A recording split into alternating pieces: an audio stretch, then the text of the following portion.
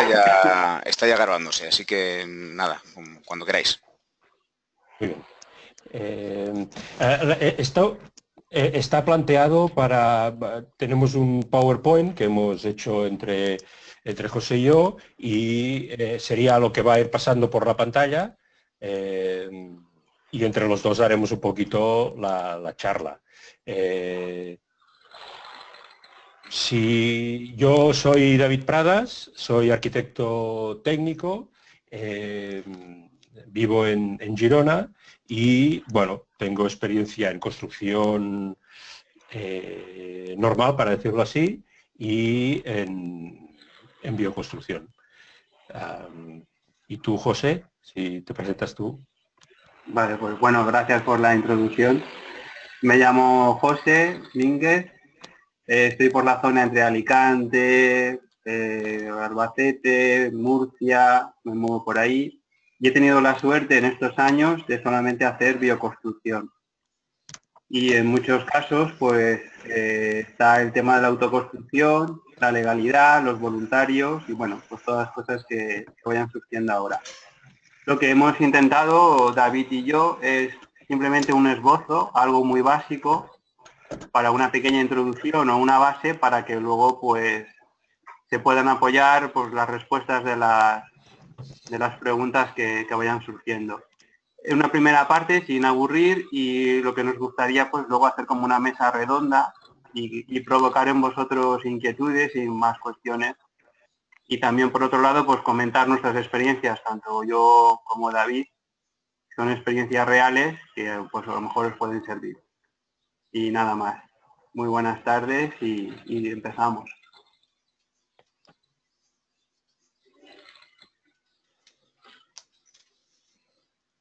¿Esta la comento yo, David? Sí. Sí. Vale. Pues bueno, yo la tenía preparada que iban apareciendo la información que iban que iba apareciendo, hablando. Sí.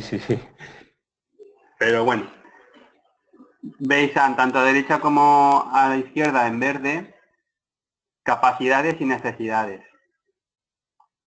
Esto es como queremos, que pone arriba, es una reflexión. Antes de empezar un proyecto, pues te haces un análisis en plan humilde, qué capacidades tengo yo como constructor, como proyectista, en fin, qué capacidades tengo yo para poder diseñar, para poder construir. Y una vez que yo me haya hecho ese análisis y quiera proyectar pues mi hogar, pues tendré unas necesidades. Hay unas pequeñas listas de, bueno, o test o cuestionarios que te podrían llevar un poco a elaborar toda esta información o al menos a apuntarla. Entonces, pues las habilidades que tengo, si yo quiero autoconstruir y mis habilidades son justas, pues si tengo ilusión por construir mi propia casa con mis manos, pues me tendré que formar. Depende de la técnica o lo que quiera desarrollar, pues haré cursos o talleres pues en esa técnica. Por ejemplo, en este caso, la construcción de casas de balas de paja. Pues ya estaría informándome, recibiendo talleres, viendo cómo están en estos momentos la construcción, bueno, pues todo esto. Luego tienes que ser muy realista con el tiempo, porque proyectando es muy rápido, dibujando es muy rápido y haciéndolo con las manos pues lleva su tiempo y tiene sus cosas. Luego después qué medios tengo y qué presupuesto. Todo esto es unas reflexiones que uno solo, pues abordarlas, a lo mejor, si empieza de cero, le puede venir cuesta arriba. En estos procesos puedes buscar o un asesor o escuchar charlas de estas o hablar con gente que haya tenido otra experiencia de autoconstrucción o haber participado en un campo de trabajo o en un curso donde tú pues ya vayas viendo pues cuáles son tus capacidades y cuál es la realidad de lo que es autoconstruir. Otra cosa que también queremos destacar, que es la parte de abajo, que es la consulta urbanística.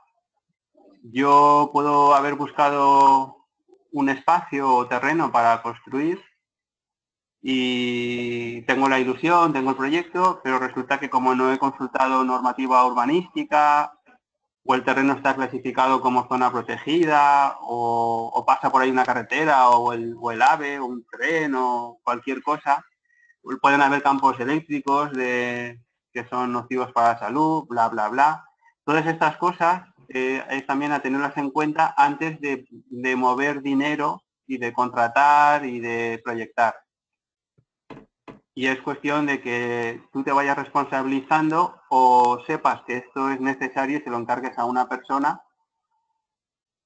Lo digo para que no te crees la ilusión de crear una casa en un espacio y luego sean todos problemas y no puedas ni siquiera tener la licencia de obra, ni siquiera empezar. Bueno, prácticamente esto así de pasada. Me gustaría si tenéis que me vayáis cortando porque así voy yo enlazando más cosas. Yo aquí tengo una cosa una reflexión, que en proyectos que hemos hecho de autoconstrucción nos han sido siempre muy útiles, es que es casi un consejo, ¿no? En muchos proyectos de autoconstrucción lo que se intenta hacer es una parte pequeña de la construcción desde el principio hasta el final, para poder ver si la técnica es la adecuada, porque en autoconstrucción es mucho más importante que cuando es una construcción estándar que la hacen unos profesionales. Pues esos profesionales ya sabrán cómo va, pero en el caso de la autoconstrucción te tienes que sentir muy cómodo con la técnica concreta, con el material, estamos aquí porque nos ha invitado la red de construcción con balas de paja, pero hay otro tipo de construcciones, hay, por ejemplo, dentro de la misma construcción con balas de paja hay distintas técnicas, pero también hay otras técnicas de construcción bioclimáticas y que no usan la bala de paja. O cuando estamos hablando del sitio, pues igual hay sitios donde la bala de paja no es una buena opción. Yo siempre No cuento... es un material que existe. Claro, yo siempre cuento el ejemplo de que me llamó una persona un chico de Tenerife que quería hacerse una casa con balas de paja. Y yo no había estado nunca en Tenerife, se lo pregunté él por qué lo hacía, y dice, no, porque el Teide hace frío también y tal, muy bien. ¿Y la paja de dónde la traerás? Y digo, de Soria. Pues eso no es una opción ecológica, y además es que es un problema, porque te va a llegar un material que el señor que te lo vende lo hace para dar de comer a los animales o para hacer el lecho para los animales, sino para construir, y le puedes exigir que cumpla con los requisitos que tiene la bala de paja para la construcción, ¿no? Entonces, eso también se tiene que analizar y lo mejor es hacerlo, empezar por una parte, hacerlo todo y ver si la forma de organizarse, la técnica, incluso la superficie a construir. Cuando aquí hablamos de analizar las necesidades, se tiene que ser realista con las necesidades que tenemos. A veces nos creamos necesidades artificiales, ¿no? Podemos tener en un mismo espacio pues el comedor, la sala de estar y el despacho si nos organizamos bien. Y no hace falta tener una habitación para cada cosa. Pues, y cuando te la tienes que construir tú, pues entonces intentas optimizarlo mucho más de que si bueno, te lo encuentras hecho. Ya está. Pues muchas gracias, David, por lo que has aportado. Eso viene a englobar lo de la parte de arriba, lo que son los medios y el presupuesto. Si haces este análisis real, pues te vas a ahorrar mucho tiempo y dinero. Porque muchas veces pensamos que necesitamos 200 metros cuadrados y con 50 bien aprovechados tenemos de todo. Sí. Pero es una reflexión que mucha gente la ha aprendido muy duramente, a base de quedarse hipotecado y con muchos problemas. Y además, cuando hablan de que el tiempo es dinero, aquí nosotros podemos aprovecharnos de esta relación dual. Nosotros cuando autoconstruimos, cuando José hablaba de que el tiempo que se tarda en construir, normalmente la obra suele ser más lenta si es autoconstruida, ¿no? Pero si es más lenta, normalmente, o sea, las obras en general son muchas veces caras porque se quiere ir muy rápido. Nosotros, si nos autoconstruimos, como lo que tenemos es nuestro tiempo, el que en el trabajo, el que hará que valga menos euros la obra, pues juega a nuestro favor poder estar más tiempo haciendo la obra. La misma obra, hacerla en un año o hacerla en 4, pues nos costará más dinero hacerla en un año. Pero igual necesitas un sitio donde vivir a los dos.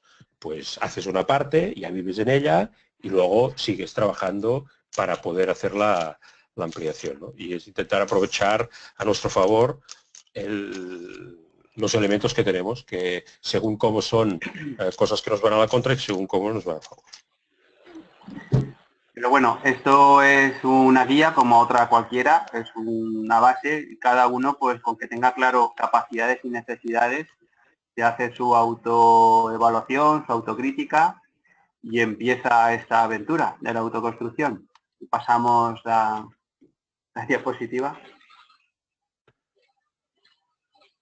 ¿Esta la comentas tú? Sí, la comento yo, y si cualquiera tiene alguna cosa que añadir o alguna duda, pues me lo decís. El esquema de la izquierda, que habla de la organización tradicional, es, bueno, para el que no conozca cómo funciona el sector de la construcción, se basa en este país, no en todos los sitios funciona igual, pero existe la figura del promotor, que es el que toma la iniciativa para hacer alguna cosa. Puede que sea, en el caso de la autoconstrucción, hacértela para ti, pero también puede ser que sea, pues el promotor puede ser el ayuntamiento que quiere hacer unas viviendas de protección oficial, o puede ser una empresa que quiere hacer un bloque de pisos para venderlos, ¿no? Luego está el constructor, que es el que construye, y la dirección facultativa, donde está el arquitecto, el aparejador. Cuando son obras muy grandes, pues estas figuras son gente distinta, que hay ingenieros, que hay coordinadores de seguridad, arquitectos, aparejadores, y que igual todo esto no son personas individuales, sino equipos de trabajo, que dan soporte al promotor para dar una cierta garantía, ¿no? Para dar un control de la calidad de la construcción, independientemente del promotor que no tiene por qué tener esos conocimientos técnicos, y del constructor al que se le puede suponer como una intención de solo ganar dinero y no hacer las cosas bien hechas, ¿no? Aquí el constructor está como si fuera una única empresa, una única figura. Actualmente, en realidad, lo que funciona son que dentro del constructor hay distintos industriales. Hay la gente que hace la albañilería, los instaladores, el carpintero que vende las ventanas y las puertas, el pintor, y todos esos industriales trabajan coordinados dentro de la obra. Ese es un paso intermedio al pasar a cómo se organiza la obra en el caso de la autoconstrucción. En el caso de la autoconstrucción, el promotor y autoconstructor no tiene, por definición, conocimiento de construcción profesional, porque si no sería constructor y construiría para un tercero. Si se lo hace para él, o es un constructor profesional que normalmente construye para terceros y en un caso construye para él, no es el caso para el que hacemos las charlas y hablamos de nada de todo esto, sino que es una persona de fuera del sector que participa en la construcción de su casa. Una de las cosas que se tienen que tener claras es que una casa, una persona sola no se la hace. Aunque yo fuera albañil, no estaría trabajando solo. Además, aunque supiera hacer todos los trabajos, solo porque sería poco práctico, porque claro, si se levanta una pared, pues alguien me tiene que acercar los ladrillos y alguien me tiene que hacer el mortero para levantar la pared. Entonces es mucho más eficiente mi trabajo si tengo un ayudante que si no lo tengo, aparte de temas de seguridad. Pero normalmente lo que pasa es que no sé hacer todas las cosas, puede que sepa hacer uno de los trabajos, pero no lo sé hacer todos, o no sé hacer ninguno, pero participo en todos. Entonces, en las obras, en las experiencias que yo tengo, están los industriales, empresas concretas que trabajan dentro de la obra y hacen una parte de la construcción. Y luego lo que venimos a hablar aquí, que es el que se entremezclan con formadores, voluntarios, asociaciones, lo que hablabais de los cursos de gente que se está formando y que parte de la formación práctica es en una obra concreta. Eso conlleva unos cuantos problemas. Unos problemas que obligan a que el autoconstructor, que con el primero que entrará en contacto son con los técnicos, el arquitecto, el aparejador, se lo tiene que decir yo creo que es lo más honesto es decirle al arquitecto cuando hace el proyecto desde el principio que se lo quiere hacer. Y además es lo mejor, porque así el arquitecto ya proyectará pensando en eso. Hará construcciones, pues por ejemplo, lo que decíamos de poder hacer una parte de la obra del principio al final y luego seguir con, pues puede hacer la construcción con fases, con módulos que se puedan ir adaptando. Puede preguntar al autoconstructor en qué, o sea, si el autoconstructor es carpintero, pues no le va a hacer una estructura de hierro, le va a hacer una estructura de madera. Y si resulta que el autoconstructor es cerrajero, pues le hará una estructura de hierro y luego el resto de las cosas las adaptará en función de del criterio que acuerden, ¿no? Entonces, eso es muy importante, pero también es importante por el conflicto este que genera el que haya una obra que tiene un ritmo donde hay unas empresas que trabajan pues de lunes a viernes 8 horas o 9 horas al día y unos voluntarios que trabajan, pues depende. A veces los voluntarios pueden tener una jornada laboral estándar y trabajar y no tener otro trabajo aparte, pero muchas de las veces estos voluntarios trabajan pues 2 horas por la tarde entre semana o los sábados y domingos. Incluso el autoconstructor muchas veces tiene un horario distinto al del horario laboral estándar. Y eso es un primer conflicto, el cómo encajar el planning entre Las visitas de obra. Sí, cuando haces la visita de obra, pero además de que, bueno, de acuerdo, yo te haré este trabajo que está íntimamente entremezclado con uno que está haciendo lo industrial, pero si tú vas a trabajar un día a la semana y los otros van 5, pues claro, en una semana harán el trabajo de un mes y más del otro, ¿no? Y eso o crea parones en la obra que se tienen que planificar y tenerlos claro, o se divide la obra en partes que no estén tan íntimamente entremezcladas. Por ejemplo, yo hice una obra en que el propietario era maestro de escuela, pero quería hacer los revoques de tierra interiores. Como era maestro, tenía el julio y el agosto de vacaciones y era cuando él quería trabajar durante estos 2 meses. Planificamos toda la obra para que, por San Juan, a finales de junio, la obra estuviera preparada para poder empezar a hacer los revoques interiores, dejando de lado algunos de los trabajos que normalmente habríamos hecho, pero en ese momento lo importante era ese hito. No era tan importante el momento en que terminábamos la obra para entrar a vivir, sino que en ese momento en que tenía vacaciones estuviera todo preparado para que él pudiera trabajar, porque si no, perdía todo ese tiempo libre, entre comillas, que tenía el autoconstructor. Entonces, en cada caso, se tiene que hacer el encaje de una manera o de otra. Y si los voluntarios es eso, de decir, pues mira, mis amigos el domingo hacemos una paella y me ayudan a hacer un trabajo, eso sirve normalmente, por mi experiencia, no sé tú, José, cómo lo ves, para hacer trabajos muy puntuales de que se necesita mucha mano de obra, un día concreto porque tienes que mover todas las balas de paja de la casa, las tengo que mover de aquí a la otra punta porque el camión no me ha llegado, porque los he dejado en no sé qué sitio, no sé cuál. Y ese trabajo, haciéndolo una persona sola, pues estaría 2 semanas, y si somos 20 personas en un día, pues también lo podemos hacer, ¿no? Y eso funciona bien. O tenemos que hacer, no sé, preparar una parte del material en la bioconstrucción. Funciona muy bien la autoconstrucción porque hay una parte de lo que en los materiales estándares están muy industrializados y yo qué sé, para hacer un ladrillo pues tienes que comprar el ladrillo hecho y no hay más historias. Para hacer un adobe pues te lo puedes hacer tú y tienes que pastar o hacer un bloque de tierra comprimido. Pues entonces tú puedes pastarte tu tierra, prepararte los bloques para que luego entre semana el albañil levante la pared. Esos encajes se pueden estudiar.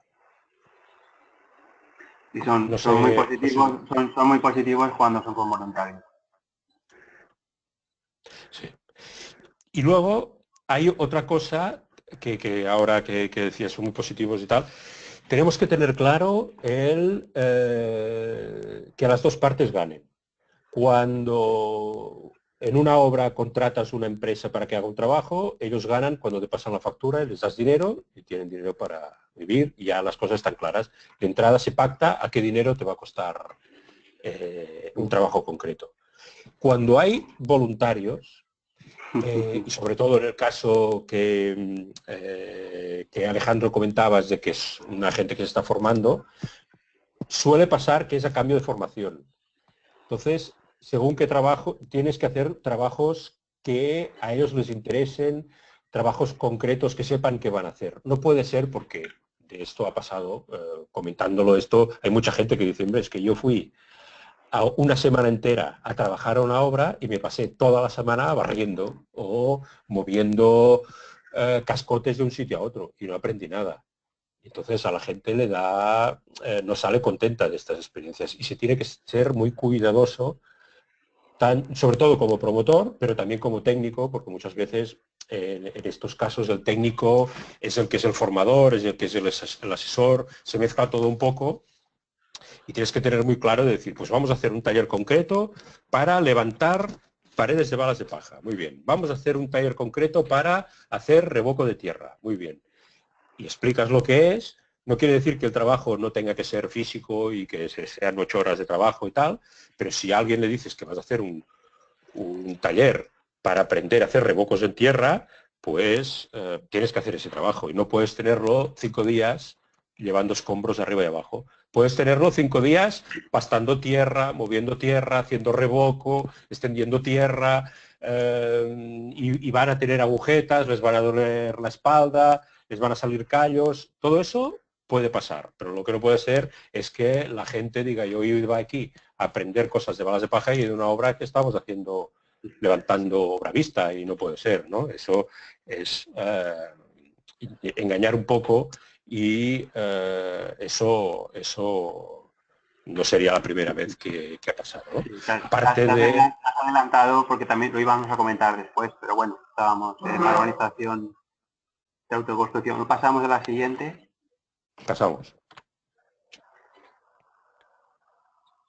¿Quieres explicarla tú? En el centro, gestión de voluntarios, formación, talleres, era donde íbamos a comentar un poco sí. esto. Pues coméntalo tú y yo... y es que esto, a ver, ¿por dónde empezamos? Bueno, antes del proyecto licencia de obras que tenéis aquí a mano izquierda, según miráis la pantalla, estaría pues el asesor. La figura del asesor, pues si yo no me siento capaz de manejar todo esto, pues hay personas con experiencia que se ofrecen como asesor en estas gestiones o han tenido experiencias y os pueden decir estos puntos que comentaba David. Entonces ya tenemos la licencia de obras del ayuntamiento y empezamos. ¿Cómo empezaríamos como autoconstructor? Pues esta gestión de obra, pues hay como varias fórmulas o todas. Si yo me hago autónomo, sería como una constructora que puedo subcontratar a los industriales y digamos que asumiría lo que es la responsabilidad. Hablaremos después del seguro de responsabilidad. O puedo coger, y esta David me puede corregir, crear una asociación para construir... muy bien, David. Mira, yo voy a comentar esto un poco entre pelos. Coméntalo. No, una puntuación. Como el autoconstructor siempre es el promotor, porque si no ya sería un constructor a secas, porque el constructor es el que construye una casa para venderla, si no la tienes que vender es porque te la vas a quedar tú. Puedes promoverte tu casa como persona física. Yo puedo coger y promover mi casa. No seré autoconstructor cuando contrato a una empresa constructora que me la haga por mí. Entro a ser autoconstructor cuando yo estoy trabajando dentro de la obra, participando. Entonces, hay lo que decía José de que se puede dar una de las cosas o todas a la vez, porque esta persona puede contratar autónomos, asociaciones, industriales y tal, pero incluso él o ellos pueden ser una asociación que contrate, también porque aquí estamos hablando como si fuera siempre una persona que se quiera hacer su casa, pero hay experiencias, por ejemplo, de cooperativas que se autoconstruyen el sitio donde van a vivir, colectivos que se participan en la autoconstrucción del edificio donde van a vivir, o reformas de edificios de cesión de uso. Hay múltiples opciones. La más sencilla de todas es una persona física que contrata autónomos, asociaciones y empresas para que hagan el trabajo. ¿Sí? ¿Estás de acuerdo? Sí. Sí. Entonces, todas estas figuras pues tienes que ver cuál encaja mejor con tu tiempo, capacidad, que te sientas más, no sé, más respaldado, más seguro.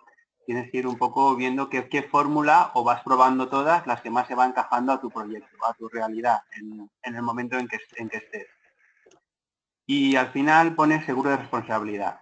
Cualquier proceso de construcción, cuando estás construyendo, que eres autoconstructor, eres el responsable sobre terceros, ¿no? David, tú sabes Sí. más. Tienes Sí. una responsabilidad sobre terceros de civil y penal, ¿no? De accidentes, Claro. daños a terceros, daños ¿no? incluso urbanísticos, ¿no? Y demás. Entonces es muy importante no lanzarte a esto sin un seguro. Sí. De hecho, es parecido al que nos obligan a contratar para conducir un coche. Como con un coche podemos tener un accidente y romper, y podemos tener un seguro a terceros. Tenemos un accidente, es culpa mía, pues el seguro pagará los costes del accidente. Entonces, puede pasar que, claro, entonces esto tiene relación con lo que hablábamos de los cursos, de los voluntarios y todo. Cuando una persona está trabajando en una obra como voluntario, si tiene un accidente, este seguro de terceros del promotor es el que le va a pagar. Pero se tiene que tener claro cuál es la relación. Si es una relación contractual, de que se contrata a una empresa, se contrata a un autónomo, o una persona asalariada, que no podrías hacer como persona física, que fueras una asociación y tuvieras como asalariado un tercero. Esa es una relación concreta donde tiene que haber un marco y un papel firmado por los dos que lo regulariza. El sueldo, las horas y qué seguro y qué impuestos se pagan. Cuando hay un voluntario, y no existe esto, tenemos que intentar tener un elemento de prueba, o sea, que los voluntarios cuando vengan tengan un papel que firmen conforme son voluntarios, no cobran y van a hacer el trabajo. Porque, claro, la administración o el juez, cuando hay un accidente, se va a juicio o cualquier cosa, lo primero que piensan es, bueno, esta persona estaba sin contrato de forma ilegal, ha tenido un accidente y ahora nos quieren colar de que eran voluntarios, ¿no? Entonces tiene que haber algún elemento de prueba que demuestre, que nos pueda dar fe de que de verdad son voluntarios. Porque en esto de la autoconstrucción, nosotros podríamos explicaros todo, que todo es muy bonito y que todo es fantástico, pero nos estaríamos equivocando. Hay cosas buenas y hay cosas que tenemos que comentar y tener claras que pueden pasar, porque mis amigos son muy buenos amigos.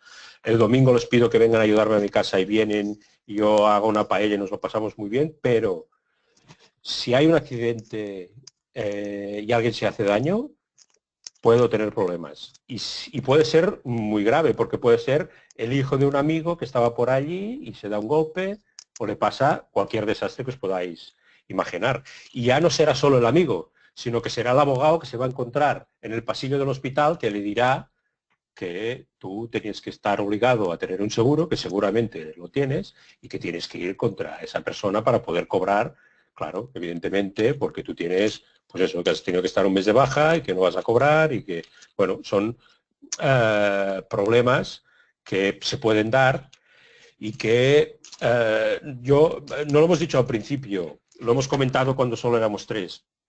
Estamos hablando de un tema que no es ilegal, pero que no está regularizado. No hay un reglamento con un real decreto que diga exactamente cómo funciona la autoconstrucción. Igual hay otros países donde esto pasa, pero aquí no hay un reglamento que diga, pues en el caso de la autoconstrucción tienes que darte de alta en no sé dónde, tienes que haber hecho esto y lo otro, tienes que presentar este tipo de impuestos, tienes que... No existe. Y entonces tenemos que adaptarlo a las normas y a las leyes que hay. Y tenemos que ser responsables de lo mismo que es un profesional, pero entre comillas. Entonces, cuando una persona está trabajando como voluntaria en un trabajo, pues esa persona voluntaria no es responsable del trabajo que hace igual que un profesional. Si un albañil hace las cosas mal hechas, pues tienes dos opciones, o echarle o que la repita.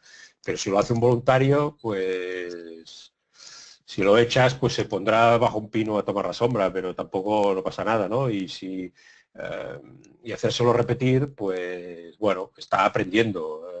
O te has equivocado tú dándole un trabajo por el que no está preparado, o él diciendo que sabía hacer una cosa que en verdad no la sabía hacer, ¿no?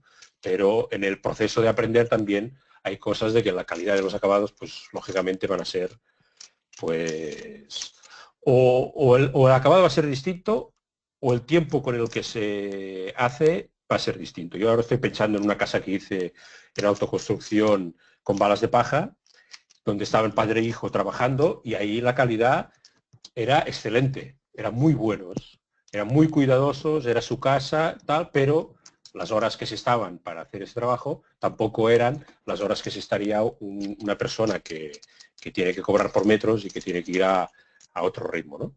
Pues esas cosas pueden pasar. No sé si he terminado de explicar lo que había empezado, pero... Bueno, me he pues ido eso. pero sí, José. Bueno, que digamos que decidas ser autónomo, ser una asociación, subcontratar, tener industriales, pues tienes tu seguro. Ya una vez que tengas claro esta figura o estés con todas, pues ya, como comentaba ya David, ves la gestión de voluntarios, o es un pequeño test de para qué están calificados o cuáles son sus habilidades, un pequeño control, porque claro, si hacen las cosas mal, luego no hay responsabilidades. Si la vas a hacer con formadores, montando talleres, campos de trabajo, sea como sea, las condiciones de la obra deben tener, lo que ha colocado David en grande, seguridad y salud. Porque como es un proyecto legal, hay una dirección facultativa donde hay un coordinador de seguridad que va a exigir pues, el estudio de seguridad desde el proyecto, planes de seguridad que lo tendría que hacer en este caso sería el autoconstructor. Y bueno, adhesión al plan en la Comunidad Valenciana, no sé si en Cataluña adhesión al plan, vale, y recursos preventivos.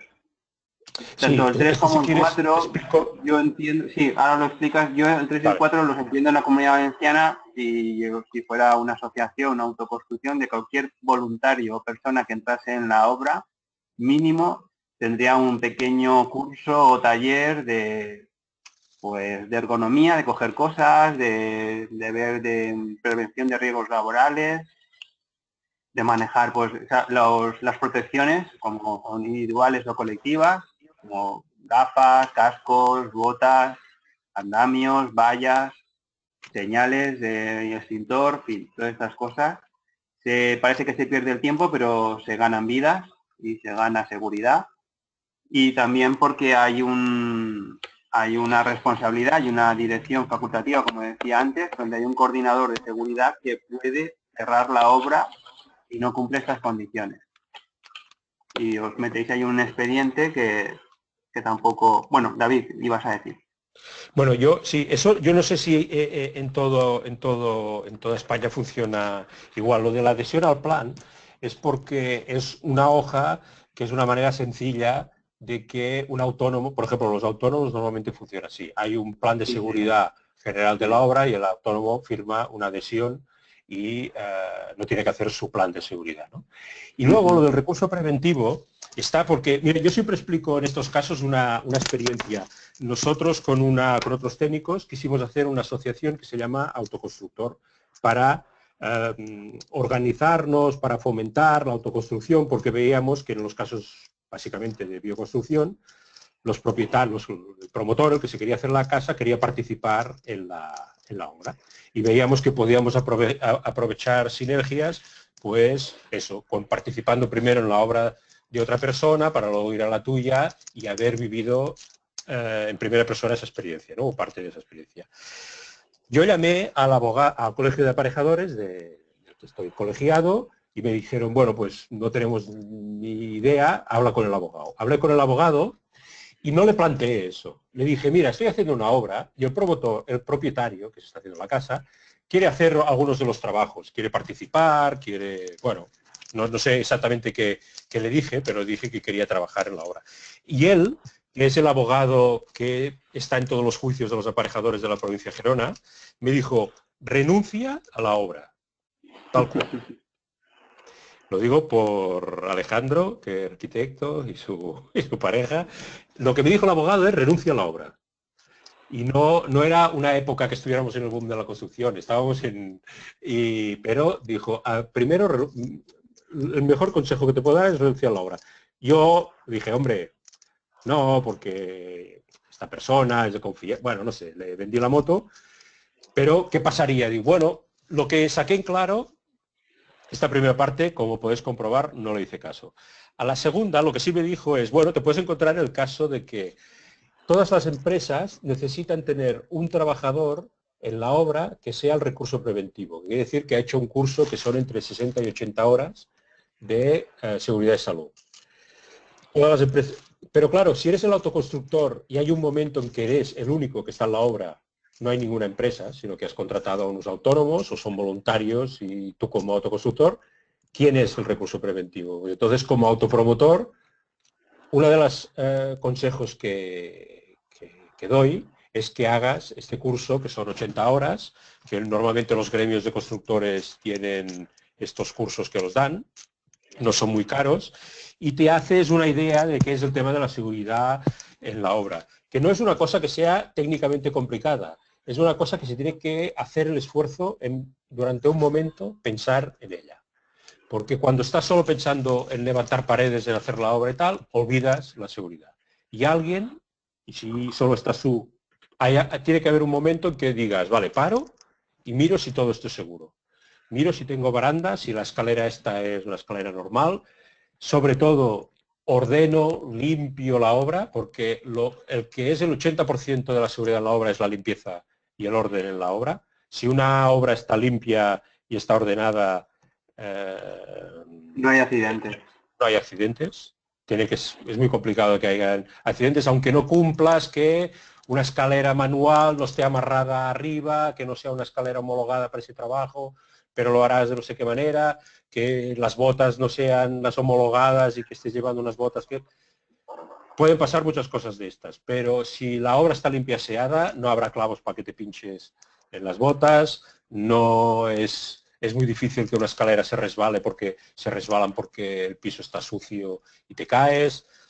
Normalmente, pues es lo que dice José, ¿no? No hay accidentes si la obra está limpia. Pero para pensar en eso, alguien, o tú mismo te tienen que haber durante 80 horas explicado que no tienes que tienes que pensar en ello, o tiene que venir alguien de fuera a decirte, oye, ahora son las 4 de la tarde, plegáis a las 6, ¿de acuerdo? Pues estas 2 horas nos las vamos a pasar limpiando y ordenando las cosas. Y no vamos a dejar la hormigonera sucia, no vamos a dejar las cosas sin barrer, las herramientas tiradas, no vamos a dejar todo ordenado porque puede venir uno que no sepa por dónde y pise un pico, una pala o no sé qué, se caiga, pase cualquier cosa de estas. O en el caso de las casas de balas de paja, paja suelta y el incendio. Con la colilla. Ese es un añadido a las otras zonas, claro. Sí, porque las balas de paja no queman. Bueno, no lo he probado nunca, pero una bala de paja no quema. Pero la paja suelta sí que quema. Y es importante. Bueno, solo sería susto, no se quemaría la casa, solo sería un susto. Sí, sería un susto, pero bueno, claro. Bueno, pues esto un poco aquí a nivel básico, así un poco lanzando ideas, y bueno, pues que incluso una vez que acabes el proyecto, pues como autoconstructor, aunque sea para ti, pues un mantenimiento bueno, pues de estructura, en instalaciones, en fin. Y ponía aquí evaluación continua en todo el proceso, que según vayas andando fases, pues está muy bien pararte, detenerte e ir mejorando en la siguiente fase, porque vas aprendiendo, para no mantener los mismos errores o los mismos métodos de trabajo continuados, ya que te detienes y puedes evaluar qué pasa con los voluntarios, con los formadores, con el industrial, vas un poco teniendo unos espacios de reflexión. Porque si no, después ya es demasiado tarde, ya te metes en el callejón sin salida y ya todos son madre mías. Esto que está haciendo... Y si no hubiera hecho esto, y si no hubiera hecho aquello, etcétera. Dime, David, que te... No, esto que estás diciendo es importantísimo, pero mucho más de lo que se pueda pensar la gente, ¿eh? Y redunda en lo que os decía al principio, o funciona muy bien con lo que os decía al principio, de que es poder hacer una fase de la obra del principio al fin, porque los problemas que hay haciendo la cimentación no son los mismos que haciendo la cubierta, pues de todos puedes aprender y el resto del edificio pues lo harás habiendo aprendido, habiendo hecho este paso. Pero si no haces una evaluación de cada uno de los momentos, no aprendes, te estás equivocando todo el rato en el mismo sitio. Y es importante. Eso significa que tengas una disciplina de, pues no sé, a la semana o cuando tú lo estimes, pues tener ahí cada cierto momento, tener un parón para evaluar cómo va todo. Ganas tiempo y dinero y salud y energía. Y normalmente no estamos solos, quiero decir, si es una unidad familiar que yo estoy liado con la casa y tal, pues tendré pues mi pareja, o si son mayores mis hijos, o serán mis padres, o será mi hermano o mi hermana, que verá el proceso no desde dentro, pero sí desde al lado, y puede decirte, oye, pero no ves que te estás equivocando en todo esto, que no ves que estás más horas preparando, por ejemplo, cuando hablábamos de la formación, y yo os decía, es muy importante que la gente que venga aprenda, sepa qué viene a aprender, sepa qué viene a hacer, y que para que al final no se lleve a errores. Pero si yo voy a un curso a aprender a hacer revestimientos de tierra y me paso todo el día moviendo escombros, pues es lógico que me cabree. Pero si voy a hacer un curso práctico en una obra de revestimientos de tierra y espero pasarme todas las horas de teoría y salir con muchos apuntes y no trabajar nada, pues también el problema es mío, ¿no? Pero organizar esto es mucho trabajo. Organizar la formación dentro de una obra es mucho trabajo. Hay un trabajo de logística, de decir, pues, dónde duerme la gente, dónde come, cómo se gestiona el dinero que cuesta todo esto, el material, las herramientas que cuesta todo esto, y el hecho de que cuando estoy haciendo esto no hago otras cosas. Y el organizar una obra, aquí teníamos puesto la gestión de la obra, así como un genérico en lo que hablaba de José del asesor. Si una persona no es un profesional de la gestión de la obra y tiene que contratar industriales, empresas, no sabe bien cómo va, se puede pasar la jornada entera buscando materiales, contactando con gente, contratando cosas, investigando para poder que la obra no pare, ¿no? Entonces, eso es importante analizarlo y desanima mucho cuando sí. Sí. A ver, Teresa, Alejandro, Joan, y bueno, si teníais preguntas podéis comentar, meteros con el micrófono, activarlo. ¿Queda una diapositiva más? Sí. Queda una más que está. Sí, ¿Me permitís, perdón, aunque me entrometa un momentín? Quería preguntaros qué experiencia tenéis, porque al menos en mi experiencia, también hemos usado a veces la figura del cabeza de familia para resolver el tema de la seguridad y la salud en una obra cuando solo se contrata autónomos, ¿no? Cuando no hay un puesto de trabajo por cuenta ajena, no hay centro de trabajo y en ese caso no procede toda la planificación de riesgos laborales según está previsto en la ley. ¿Habéis funcionado así alguna vez? ¿Tenéis experiencia? Yo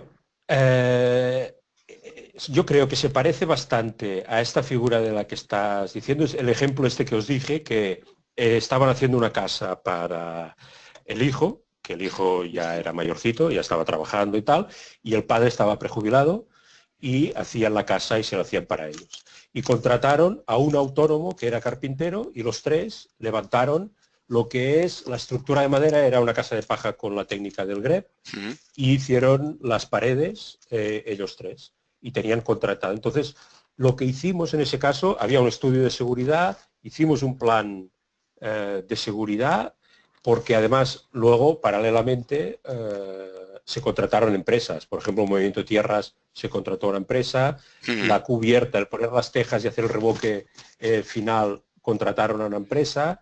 Las instalaciones se hicieron de una forma mixta, ellos participaban y había un instalador que trabajaba. Entonces, hicimos un plan de seguridad. Estos autónomos y estas empresas se adherieron a este plan de seguridad. Y luego, allí nos pasó una consulta que hizo el padre, porque él era prejubilado. Entonces, él lo que no quería era tener problemas y perder la jubilación y la prejubilación y tener... Entonces se fue a trabajo y dijo tal cual lo que quería hacer. Dijo, yo quiero estar trabajando en una casa, es para mi hijo, lo hacemos nosotros, que creo que la pagaba casi toda el padre. Entonces, puede pasarme algo, puede venir una inspección de trabajo y decirme algo, y el inspector de trabajo le dijo que no tenía que tener ningún problema, porque si trabajas tú para tu casa, para ti, eso es mucho, no tienes por qué estar dado de alta en la Seguridad Social, porque yo qué sé, esta mañana he fregado el comedor y también es un trabajo, y si tuviera una persona de servicio doméstico, la tendría que tener contratada, pero si lo hago yo, pues no hay caso, ¿no? Y entonces, tal cual se lo contaron a él, que no hacía falta, y eso enlaza con lo que os decía de los voluntarios. En el caso de los voluntarios pasa una cosa parecida. Tenemos que tener un contrato de terceros, porque esa persona que está ahí trabajando es un tercero al que le puede caer, en este caso, una bala, iba a decir un ladrillo, una bala de paja en la cabeza o se puede pillar con un martillo a la mano o le puede pasar lo que sea, y la mutua, llevarlo al hospital, eso, un seguro de terceros se lo tiene que poder cubrir. Sí, ese tema está claro. Sí, está claro que ese caso es diferente, pero el caso del cabeza de familia está regulado por ley, que efectivamente cuando no hay centro de trabajo para nadie, que lo que realmente es alguien haciéndose su propia casa con sus medios, no rige la ley de prevención de riesgos laborales. Entonces, bueno, saber si es complicado porque antes se acaba apunto un inciso. En Alicante, en una situación así, lo que ocurre es que los que llegan son profesionales, pero no están dados de alta. Ya, claro. Llega inspección de trabajo y son hasta 20.000 euros de multa por cada persona que no se da de alta. Entonces, mucho cuidado que cuando viene un profesional hay que exigirle los TC1, TC2 si está dado de alta en la seguridad social. Sí, eso porque es claro. Te puede decir que es autónomo, que es tal, pero si le ocurre algo, tú eres el último responsable y te puede denunciar encima. Sí. Entonces, de hecho, otra cosa es que tú trabajes para ti, pero cuando viene gente ajena a la obra, sigues siendo tú el responsable, aunque seas tú el...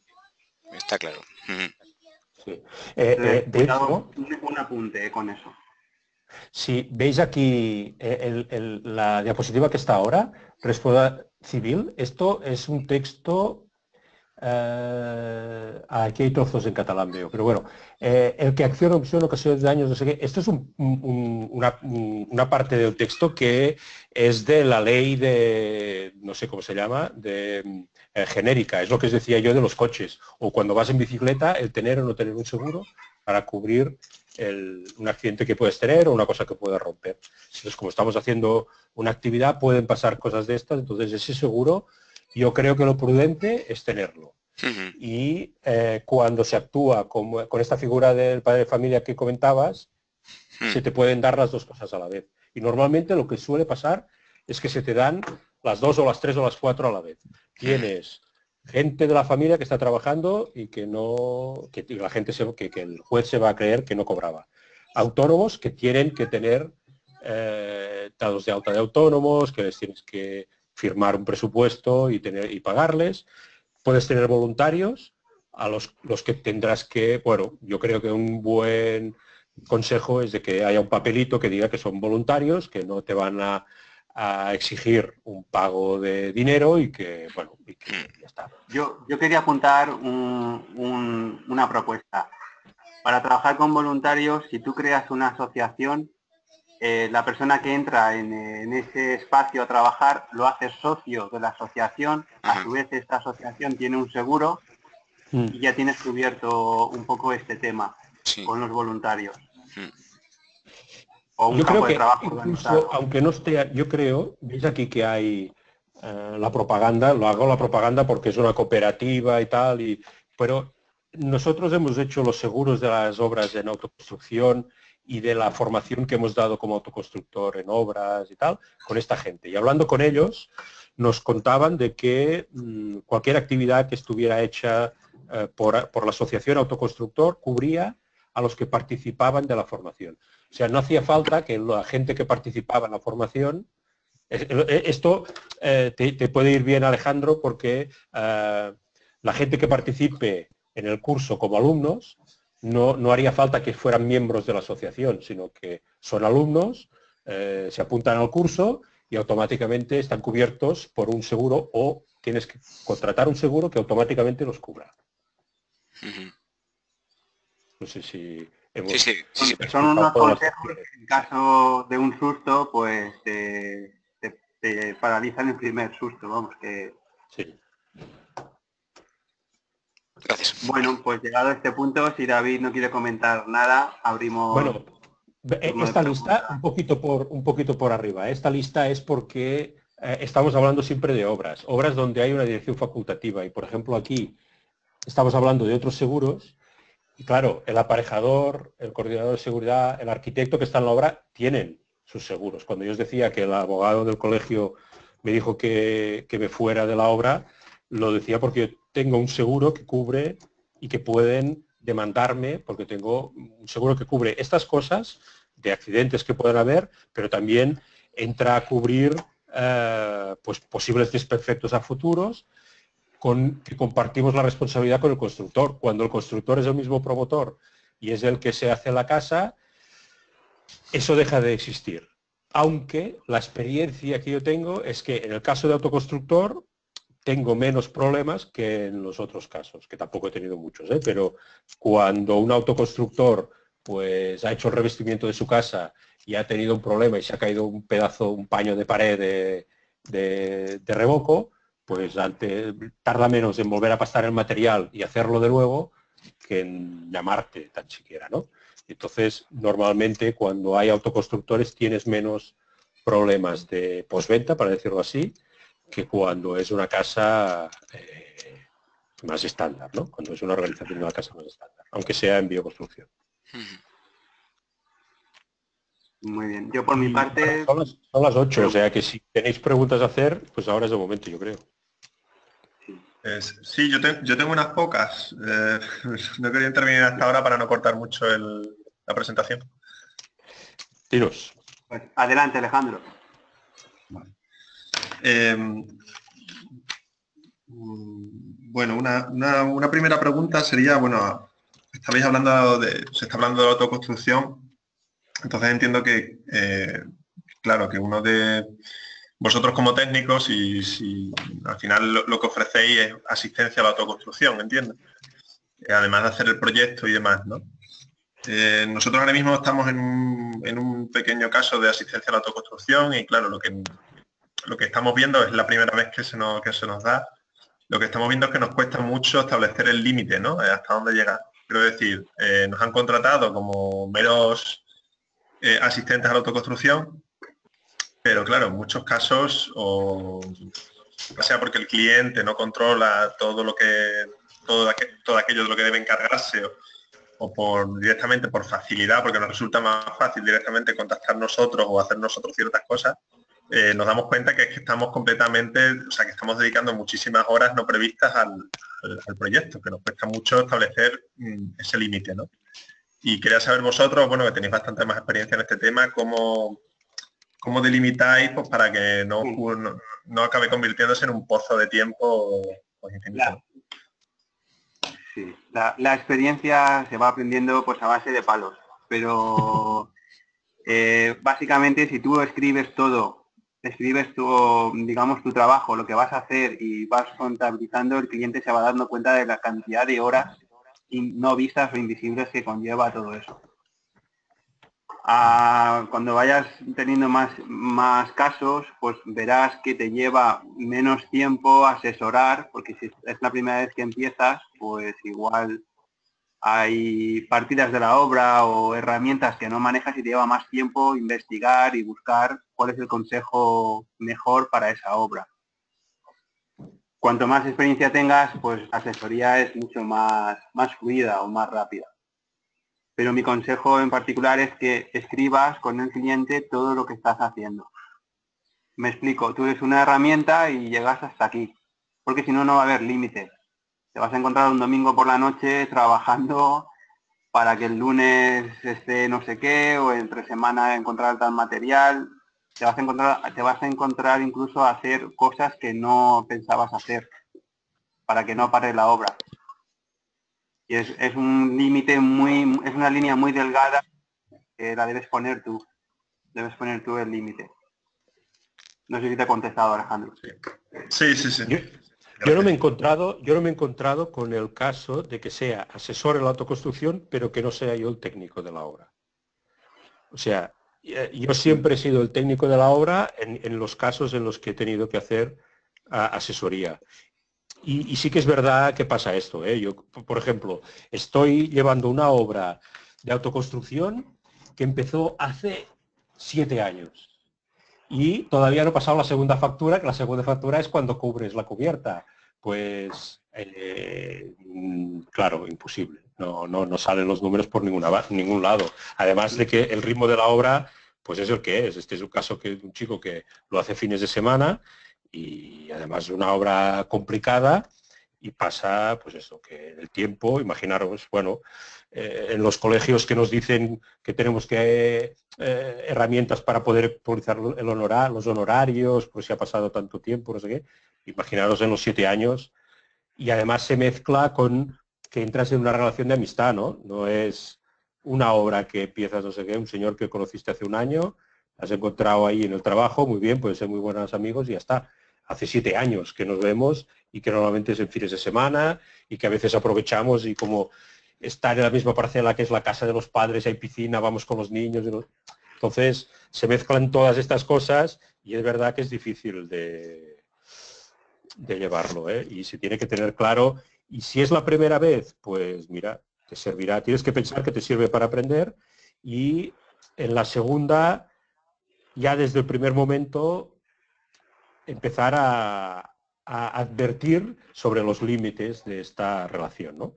De decir, vale, yo voy a hacer esto, pero habrá un punto en que esto no lo cubre todo. Yo te paso los honorarios porque si te pasara lo que de verdad creo que va a ser, me dirías que ni hablar del peluquín, pero si la cosa no funciona tendremos que hablarlo y si de entrada ya se lo explicas, pero claro, la primera vez no le vas a decir, la primera vez que lo haces no le vas a decir que esto va a ser la hecatombe, pues dices, venga, empecemos a trabajar y vamos a ver cómo funciona. La segunda vez que lo haces, pues ya lo puedes advertir, decir, mira, yo las veces que lo he hecho, me ha pasado esto, creo que esto cubre lo que en verdad necesitas, pero si para tomar todas las decisiones tengo que estar yo a tu lado para tomarlas juntos, es otra versión, ¿no?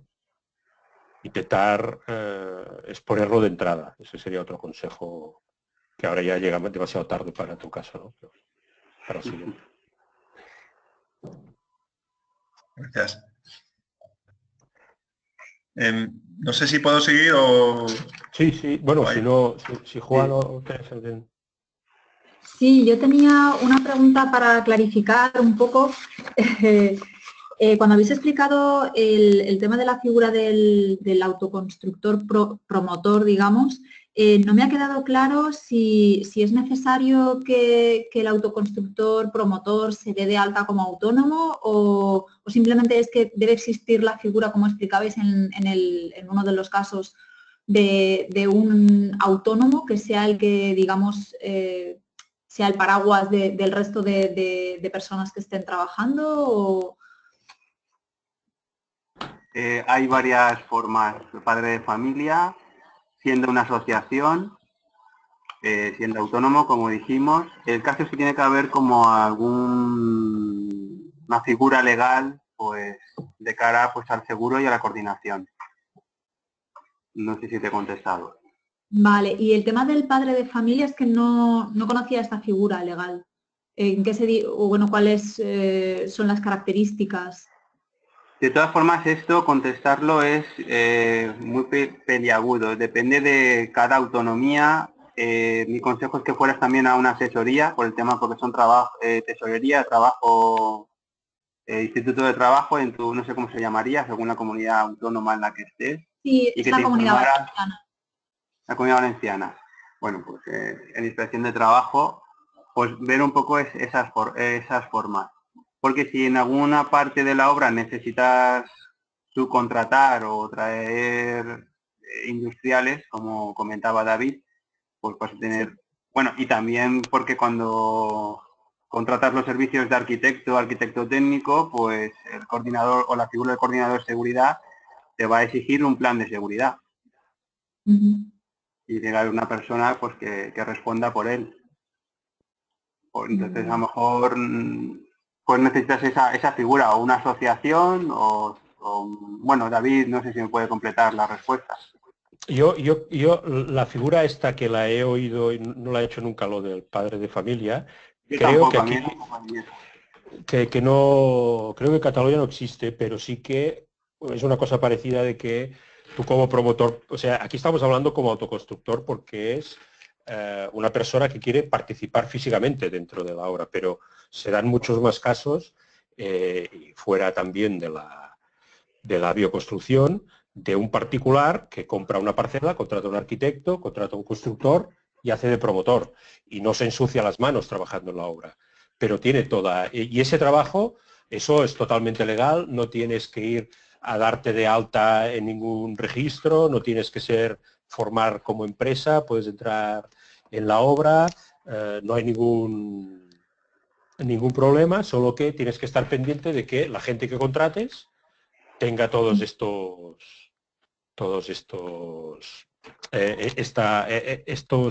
trámites hechos. Que si es una empresa, pues tenga pagados sus impuestos, que tenga, si son autónomos, que si el TCU, que si el TT2 y todas estas cosas. Tiene que, como promotor, tiene responsabilidad en toda esta, en que ellos cumplan todas estas obligaciones que son suyas, pero que tú tienes que estar pendiente y te haces como corresponsable. Entonces, dar el paso de ser autoconstructor quiere decir que te ensucias las manos y haces parte del trabajo. Como pasa lo que os contaba del ejemplo este del señor que estaba prejubilado y trabajaba en la obra, pues no era una complicación mucho más allá, solo del hecho de tener que hacer el plan de seguridad y que pudieran haber autónomos que se adherían a su plan de seguridad. Pero es en el caso de que hay una relación contractual y hay una relación laboral donde se entran todas estas otras cosas que se tienen que tener en cuenta. No sé si lo he explicado todo bien. Como autónomo, al pagar la seguridad social te encarece mucho. Claro. La seguridad social de un albañil entre 500, 600, 800 euros, depende del nivel. Entonces, todos los meses, durante 7 años que dure la casa, es mucho dinero. Claro. Y luego también hay otra cosa a tener en cuenta en la autoconstrucción, que de entrada se ve como muy... pero es el tema del IVA. El IVA para una casa es un 10, pero si actúas como constructor, que quiere decir que contratas la mano de obra y el material por separado, el IVA es un 21. Solo esto hace que, claro, todo se suba un 11% de coste. Y te vale la pena, pues yo qué sé, lo que hacen en muchos casos, aunque el material lo pague directamente el promotor, oficialmente lo compra el albañil y lo paga al 21 y lo cobra al 10. ¿Me explico? Y aunque ese dinero pues sea, no lo pague colocado, no paga la partida terminada para levantar una pared, donde hay ladrillos, mortero y la mano de obra de levantar la pared. No paga el metro cuadrado de pared, sino que paga las horas del albañil, paga lo que le pasa de factura del número de ladrillos que trae la pared, todo a un 10%. ¿Me explico? ¿Sí? Entonces, como entran todos estos temas fiscales en juego, es una buena cosa ir a una asesoría que sea laboral y fiscal a la vez y que te pueda aconsejar sobre lo que tienes que hacer. Porque además el caso de cada uno son distintos. Igual estás haciendo una segunda residencia y eso es distinto que si es la primera. Si tienes hipoteca es distinto que si no la tienes. Si eres una persona física tú sola que lo hace, es distinto de que si es un matrimonio, de que si es una asociación, de que si es una asociación sin ánimo de lucro, si lo haces como asociación que se dedica a la construcción. Pero entonces, yo creo que lo que te tendría que hacer es ir a una asesoría laboral y fiscal que te diga, pues eso, mira, a esta persona y a esta persona la tienes que tener contratada de esta manera, esto es este impuesto que lo tendrás que pagar así y así. Vale, muy bien. Gracias. Porque nosotros sabemos de oídas, pero bueno, yo no he hecho más que mi declaración de la renta, vamos, que no he hecho la de las otras. Muy bien. Por si os sirve para investigar por vuestra cuenta después, os he dejado colgados un par de enlaces y algunas citas de una consulta a Linz, por si queréis seguir tirando del hilo y os da alguna pista, ¿vale? Sí. Perfecto. Gracias. Perfecto. Nada, Muchas gracias. Nada. Yo quería haceros otra pregunta, porque, a ver, bueno, por lo que habéis dicho, el seguro, en el caso de una obra en la que haya voluntarios, el seguro de responsabilidad civil, de lo que respecta a los voluntarios, tiene que estar suscrito por el promotor. ¿Esto es obligatorio? Quiero decir, tiene que ser el promotor siempre, da igual, puede ser... No, lo digo el porque, por promotor ejemplo... siempre tiene que tener el seguro de responsabilidad civil. Vale. Tenga Lo o digo no tenga porque... voluntarios. Lo digo porque en nuestro caso se da una circunstancia particular que bueno, la obra es una construcción que hacemos para un ayuntamiento en el marco de este proyecto europeo y bueno, interviene la asociación, pero claro, técnicamente el promotor es el ayuntamiento porque se va a construir en una propiedad municipal y en fin, Sí. digamos que la iniciativa parte de ello. Entonces, era algo que nosotros pensamos que podíamos aportar desde la asociación, o sea, que la asociación fuera la que suscribiera el seguro para los voluntarios. Bueno, a ver, el ayuntamiento, no sé qué ayuntamiento es, pero todos los ayuntamientos tienen seguros de responsabilidad civil, seguro. Porque tú hoy te cae una farola que ha puesto el ayuntamiento y el ayuntamiento va a tener una demanda y va a tener un seguro. O sea que seguro tiene seguro, vamos. Lo que puedes hacer es hablar con los abogados del ayuntamiento, depende de la medida del tamaño del ayuntamiento, ¿no? Pero para que ellos digan si su seguro lo va a cubrir sin más o si tienen que hacer un anexo o una ampliación o un comunicado o el seguro les dice te lo vamos a cubrir pero tienes que te damos este impreso concreto para que la gente lo rellene. Yo creo que sería la manera de hablar con la gente del seguro municipal para ver cómo se adapta. Puede que, o sea, yo os estoy hablando de esto, estamos hablando de este seguro y un seguro para una obra de los que yo he oído que hacía ARS a autopromotores, igual vale entre 120 y 200 euros todo el seguro de toda la obra. Entonces, los seguros municipales deben valer miles de euros. No les vendrá de que les cubra o no les cubra lo que cubre un seguro de 200 euros. O de que el ayuntamiento tenga que ampliar en 200 euros el seguro que ya tenga previsto. Yo... lo primero que haría sería hablar con el ayuntamiento y ver si el seguro municipal lo cubre sin más o si tiene que hacer un comunicado o dicen ellos mismos que se contrate aparte. Y si se tiene que contratar aparte, pues se contrata aparte. Paralelamente, como asociación, por ejemplo, imaginaos que es una asociación que es un grupo de jóvenes que hacen actividades los sábados por la tarde. Pues también es bueno que tengan su seguro. Pues como asociación, en este caso se dedicará a hacer una formación en una hora, pero igual el año que viene haces bueno, a lo que sea, ¿no? Haces distintas cosas y puede ser bueno tener tu seguro. Vale. Además, si hablamos de esta cantidad de dinero, no estamos hablando de... nosotros como autoconstructor, que lo pagamos al año, y yo creo que costaba 70 euros o una cosa así, nos cubría todo el año, todas las formaciones que hiciéramos, a todos los participantes que hubiera, en todas las obras que fuésemos. Entiendo que a nivel de seguros, a nivel legal, digamos, da igual si los que intervienen en obras son considerados voluntarios o son considerados alumnos. O sea, da igual que para nosotros como técnicos es una formación o sea simplemente una obra participativa. Sí. Sí, yo creo que sí, que tanto si son alumnos como voluntarios es lo mismo. Pensaba que irías a decir que si son trabajadores. Si son trabajadores, no. Pero si son voluntarios o alumnos, yo creo que para lo que hace referencia al seguro, es lo mismo. Creo, ¿eh? No, yo creo que sí. De todas formas, lo consultas y sales de dudas. Sí. ¿Alguna pregunta? La última consultilla que quería haceros, decías que tiene que haber o sea, que lo ideal es que hubiera un documento firmado por los voluntarios antes de la obra en el que declaren, bueno, que eximen de responsabilidad al organizador, entiendo. Sí. Debería tener como ese documento, o sea que para no pillarnos los dedos en este tema. Es que se ha cortado un momento y no te he oído lo que decías. Sí, decía que, o sea, hablabais de que tiene que haber un documento firmado, debería haber un documento firmado antes de la obra por los voluntarios. Quería preguntaros si podíais a lo mejor especificar un poco cuál debería ser el contenido de ese documento. Básicamente cuando te vas de excursión con el cole, que te...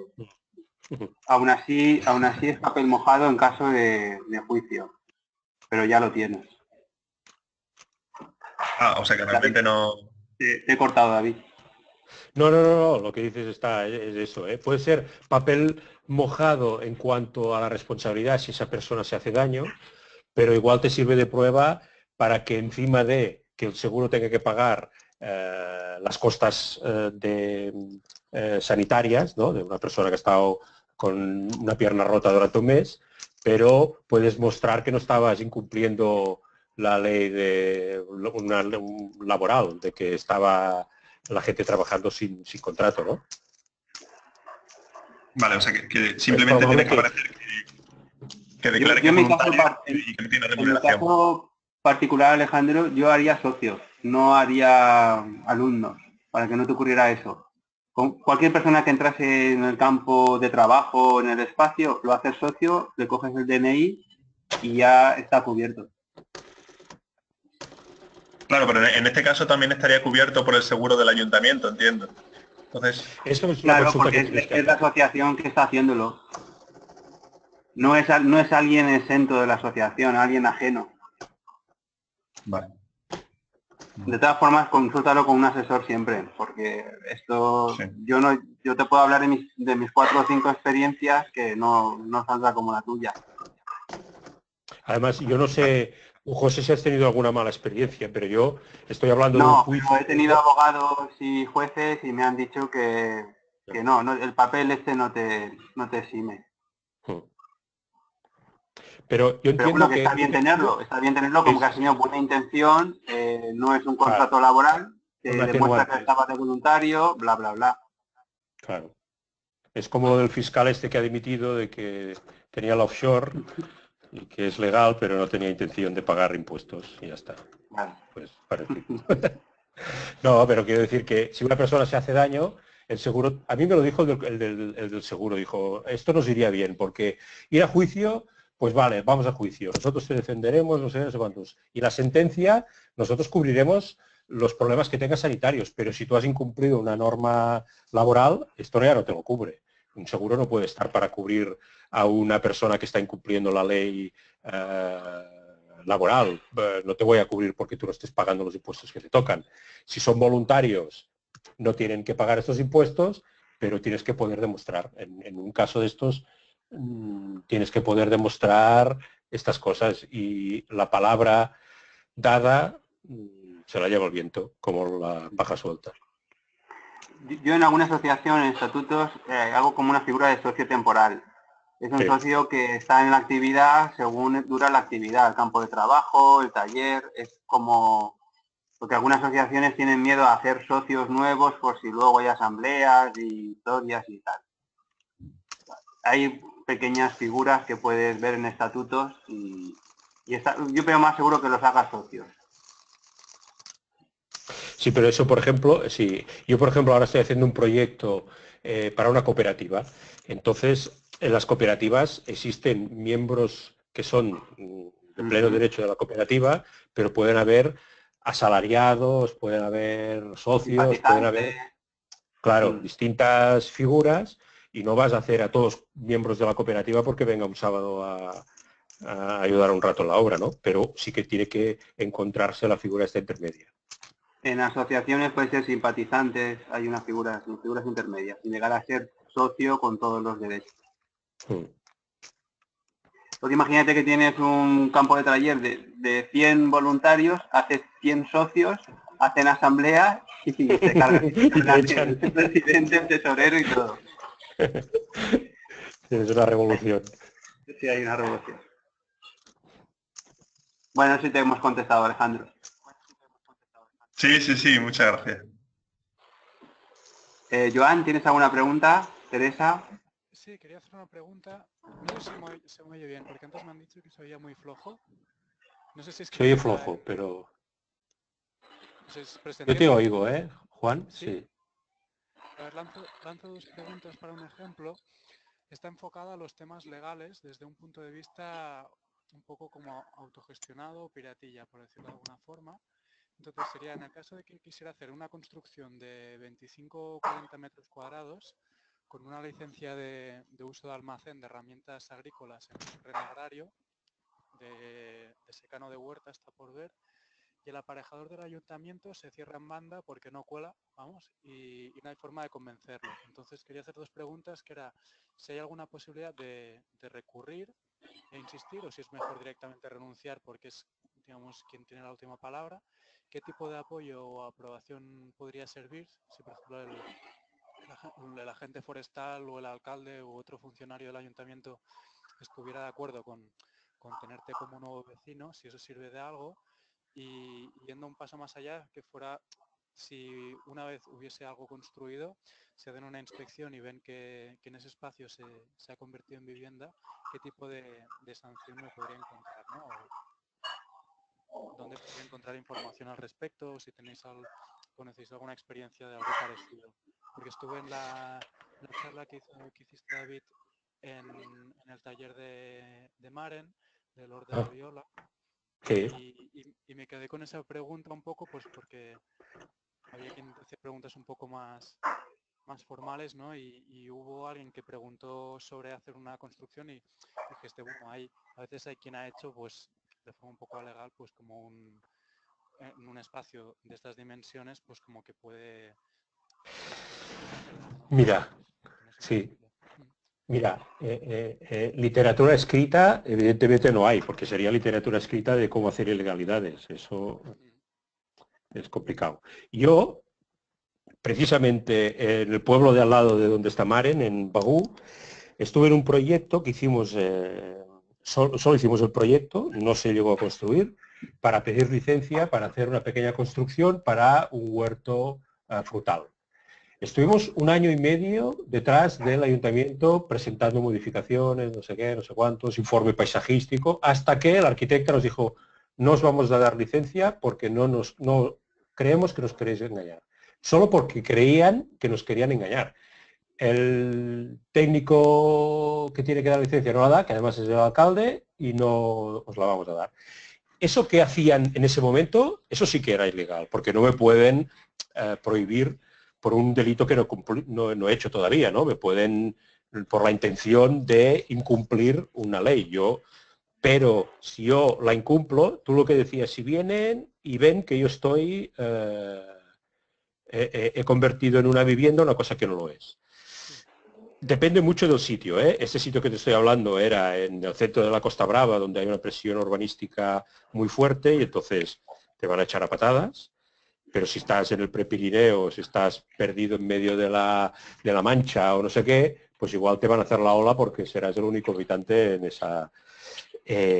pero sí, y normalmente el ayuntamiento tampoco hace inspecciones para encontrar ilegalidades de estas, sino que tiene que haber una demanda. Por eso encaja con el hecho de que haya o no haya presión urbanística. Si es un sitio donde hay muchos vecinos, hay mucha otra gente que quiere hacer una cosa parecida y no les dejan, pues es probable que le digan al ayuntamiento, oiga, a mí no me deja hacer esto y el otro sí que lo hace. Pero si te encuentran y te pillan, lo que puede pasar, pues nada, que entre la reto por la puerta y tiren abajo la casa. La pueden tirar Normalmente se esperan a que termines para cobrarte de 25 al 30% del presupuesto que estimen como multa, que les interesa más que tirar la casa. Sí, y además yo he dicho esto en el caso de que sea ilegal, pero tú puedes hacer las cosas de manera alegal. Quiere decir, yo me compro una parcela donde puedo hacer una casa.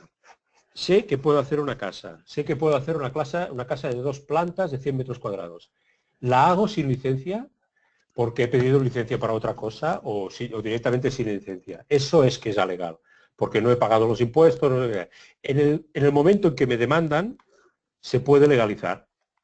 Tengo que pagar a un técnico que me haga proyecto, que pida licencia, que me cobren la licencia y que me lo legalicen. Me va a costar más caro porque me han pillado y tal. Pero ese es el caso de que sea alegal, que quiere decir que se puede construir. El sitio este que yo te digo, o sea, no muy lejos de donde yo estaba pidiendo esta construcción en Bagú, que no muy lejos de Tossa de Mar, la Tita Cervera, que tiene 3 o 4 museos en el país y tiene mucho dinero, le hicieron derribar una construcción que estaba demasiado cerca de la costa y nada, la tuvo que derribar y además la tuvo que derribar ella, no se dignaron ni a llevar las máquinas los del ayuntamiento. Y sé que la derribó, además sé el técnico de costas que hizo un expediente y se la hizo tirar. O sea que, bueno, no sé si fue al que era James Bond, ¿cómo se llama? Sean Connery, también, ¿no? Haga tenía una construcción, no sé dónde, y tuvo que quitarla, y a Banderas también, o sea que no es una cosa tan extraña de que al final se tenga que tardarán más o menos, pero esa posibilidad cabe. Y nosotros desde aquí no te podemos decir, tú tranquilo que no pasa nada. Puede pasar lo que te dice José, que al ayuntamiento le interese más cobrarte, porque ahí igualmente se puede hacer un almacén, tú estás viviendo en un almacén, a él le da igual donde vivas tú, pero si puede cobrar dinero, pues te lo cobre, cuanto más mejor. Vale. Vale, qué bien, muchas gracias. De nada. Yo en particular me tengo que marchar ya. Agradeceros la asistencia y bueno, pues muchas gracias David y bueno, os quedáis con David si quiere quedarse contestando más preguntas. Yo también tengo que irme. Sí. Bueno, Teresa, Joan, Alejandro, ¿alguna pregunta más? Por mi parte, ¿no? Nada más, muchísimas gracias por la presentación y por las respuestas. Y nos vemos en alguna esquina, Alejandro, Joan. Claro. Teresa, ¿decías algo? Sí, decía que muchas gracias por la presentación y las respuestas. No, a vosotros por haber asistido. Pues un abrazo también a Andrés, que estará por ahí en bastidores. Gracias a vosotros. Y al instituto que nos ha ofrecido esta plataforma para charlar un rato. Bueno, hasta pronto. Hasta pronto. Hasta pronto. Venga, adiós José. Nos Adiós. vemos. Adiós. Adiós.